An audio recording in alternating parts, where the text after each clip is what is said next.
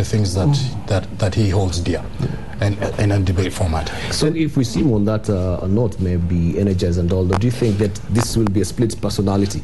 Is this the Musalia that we know truly? He's really trying to put on an image here. Let's face it. And that can really work against him, because essentially that's not Musalia.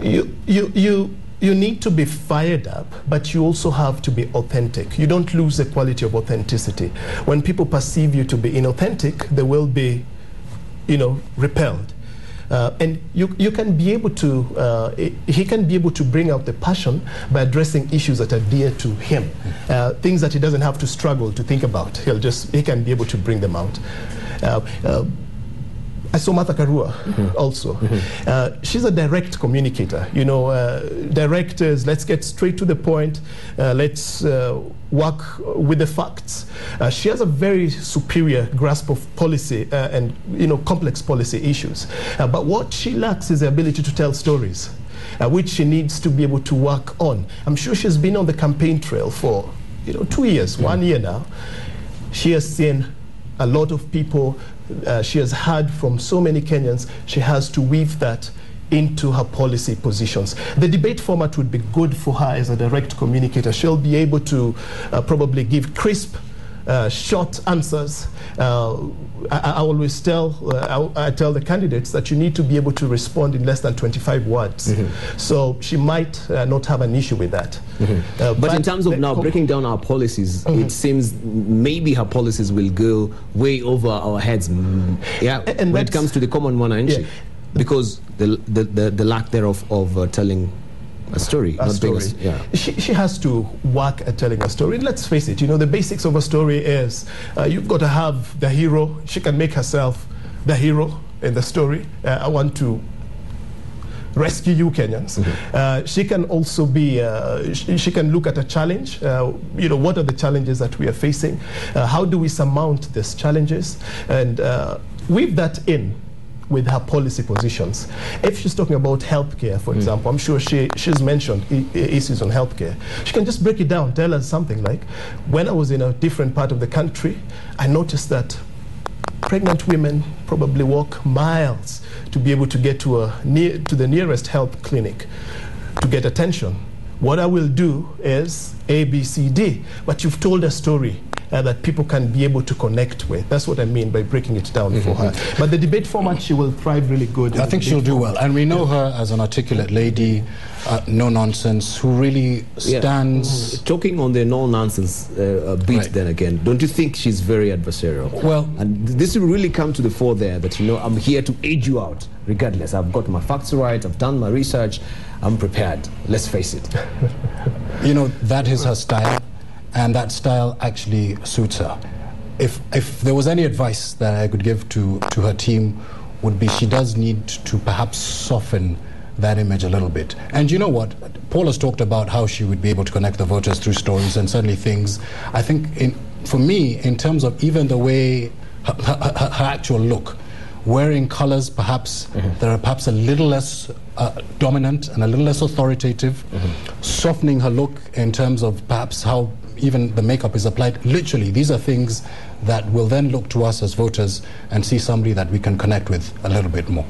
She has a lot of positives. She just needs to work on tweaking a little bit of these things in order to connect with the voters. And she's got to smile a lot more when it comes to the debates. Know which camera to look into and just smile. Let me talk about Peter Kenneth. I also saw Peter Kenneth. Yes. Peter Kenneth is a systematic communicator, and I'm sure we noticed in his launch on Sunday that he was very good with facts and figures. Now, a systematic communicator, if you're up against a systematic communicator, don't challenge them on facts and figures, because they have a superior grasp of that. And they're very precise. They look for they look for facts before they make a decision. They're very detail oriented. That's a systematic communicator. Now, the downside of that is they've got, as a systematic communicator, he has to learn how to project emotions. He has to be able to be more expressive also in his voice. When he's angry, let him say he's angry. And I think I noticed a couple of things on Sunday during his speech, he was able to bring out some things when he was talking like on the issue of corruption. He was angry. His body language and his words portrayed that. Connected. But in the debate format, you probably need a bit more work on the debate format. Systematic communicators are not known to thrive very well in debate forums, but they're known to thrive very well in controlled environments that could be a town hall where they're addressing specific issues, because they'll give you the facts, they'll give you the figures, everything that you need, they'll break it down for you.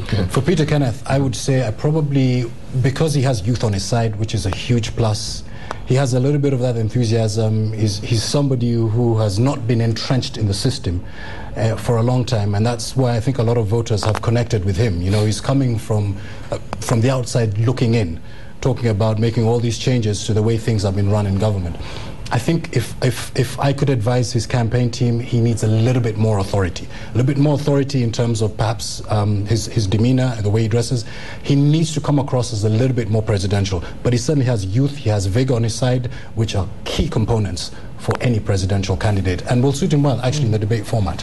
Right. What's your take this morning as far as this discussion goes? Presidential candidates debate, does substance matter over style? That is the question we're asking today, and we have you hanging on the line. Hello, good morning. Hello, good morning. Good morning. My name is Bbanga. I'm calling from Kisumu. First, I would like to appreciate what you are doing. Some technical challenges here. Hello, good morning. But I would like to also to put it that in Kenya, most of Kenya being an African country, most voters, they don't vote looking on the style or whatever people are saying. Because when you go some countries like Nigeria, maybe some other people put on African dresses. But this does not really sway the voters. Most Africans, they vote because of historical injustices. They vote because of ethnicity. They vote because of the financial muscle of the candidate. Then some others vote because of excitement. Yeah. So most Kenyans, apart from Rift Valley, I think the electorate have already decided whom they're going to vote in. Rift Valley, they think that Mr. Ruto may be a running mate, or he's going for it himself. This is what is going to determine where they're going to put their vote. Because when you look at when Mr. Ruto can look at Mount Kenya, I think things may change. Right. So you think the debate will not really hold sway because most Kenyans have decided, so that will not really be a game changer? Is that what you're telling us? Yeah, I'm saying that most Kenyans. Yeah, I'm saying that most Kenyans, the electorate, they have already decided, and that's the fact. Right. They decide based on historical injustices, ethnicity, and financial muscle. Right. Thank you. Yeah, thank you very much. Okay, that's your opinion. Hello, good morning. Hello, good morning, our next caller. Hello. Morning to you. How are you? Fine, thank you. My name is Kimboy. Yes, Kimboy. I'm calling from Derrek Bbanga. I want to differ with my friend that almost all the electorate have already decided whom they are voting for. I believe the expression of the candidates also will help to change the mind of some undecided voters. That is why the style and the way they are going to use in persuading the voters is going to count. You know, there are two aspects of a campaign. There is the aspect of persuasion, and there is the aspect of ownership of the voters. So it depends on how you bring yourself out clearly so that you can really persuade, because there are some clique of people who really need to hear what you have for them. It doesn't matter where you come from, but they really want to know the agenda that you have for the country. So that is actually where we will need the style that the candidate is going to use to talk to us. But that notwithstanding, I believe I like the paradigm shift. That we now are exposed clearly to the personality of the candidate, contrary to before, where we actually would vote to somebody without even having deep insight of how the candidate is expressing himself or herself. But at this point in time, we have a different completely. People coming out there, we can see them talking, we can judge them by how they express themselves. And I think it's going to change something. Even the presidential debate itself has a very big impact on the voters, because the electorate in Kenya now is different from the electorate before. We have a very big group of electorate who are educated and they are learned, and they really want to listen to what you have to tell them. Yeah, so I think that's my take on that. Right, thank you so very much. Another caller hanging on the line. Hello, good morning. Hello, good morning. Hello, good morning. Morning to you. Good morning, Ban. This is Otoa Sipuna Garar. Yes, Otoa. Calling from Nairobi. Okay, I wish to appreciate what the presenters are saying in the studio about communication and presentation. But I wish first of all to point out that the Kenyan, every politics is supposed to be local. Actually, politics is local. So what will suit in a certain environment, like for instance, let's say California State in the U.S., will not be applicable in Kapsabet or Kakamega. There are a number of audience that the politicians should be looking at. Quite diverse audience. We have the youth, we have the old people or the old, we have women voters, the rural and the urban setting. So you will expect a situation whereby a politician is very dynamic in his presentation and his style. We are not ruling out the fact that there must be pomp and color.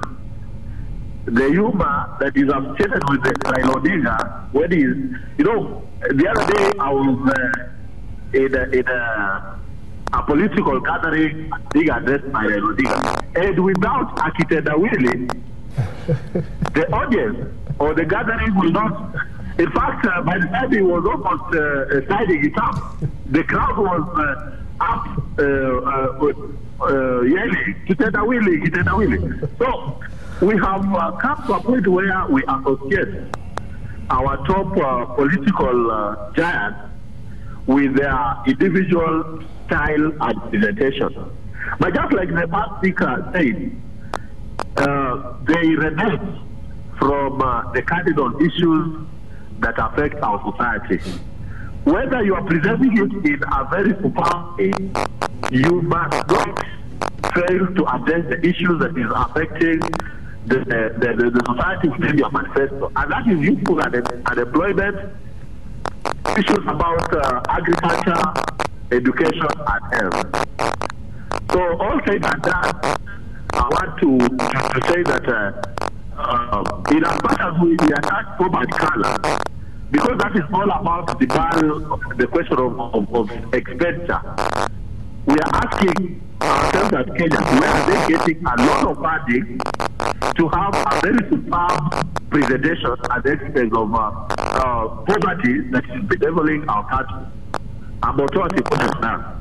Thank you, Otoa Sipuna. Okay. Right, let's just get down to these and we discuss some of these questions that were here. But of course, we were still analyzing the presidential candidates. That's very key for today. And I think we need to sustain this right when we're going to the debates. I think in January the 1st, we'll come and do analysis now. Have they really improved as far as now the campaigns will be going on during maybe the holidays? That will be next year. But someone says it doesn't really matter. It's already cast in stone. You know, whether you become well spruced up and smart and you are very articulate with the eloquence, you know, you've got the silver tongue, that will not wash. Is that what's your take on that? I mean, there are a number of variables that come into play when voters get to choose their president. There are a number of variables. And for the scope of this discussion, we're going to limit it to the communication angle as key and crucial. And I think I agree with the caller. I think it was the first caller saying that communication will be key. You've got to, some of the things you're talking about, they have to come out. Voters are able to perceive if you're authentic. Voters are able to perceive if you're really passionate.